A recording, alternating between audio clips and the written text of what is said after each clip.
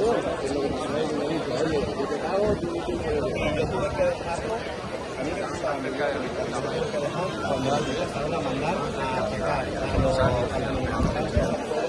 Una pregunta. Lo que hizo Pedro Sánchez el otro día con su mujer, diciendo, ay, me voy a pensar si me voy a ir a mi casa, no es, y atacando a los medios de comunicación, no a los medios oficiales, claro, la autoridad, que no sabe decir ni mi nombre. No es justo lo que hizo Hugo Chávez en 2008, diciendo aquello de que los medios que se informan no van a meter los presos son criminales. Dijeron que era mentira que Begoña Gómez estuviera imputada.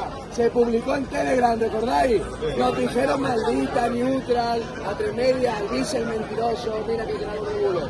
Hoy sabemos que estaba imputada 4 horas antes de que Pedro Sánchez nos ha mentido Pedro Sánchez, nos ha mentido todos los medios y todas las verificadoras de información. Y hemos demostrado que los españoles libres sí deciden la verdad.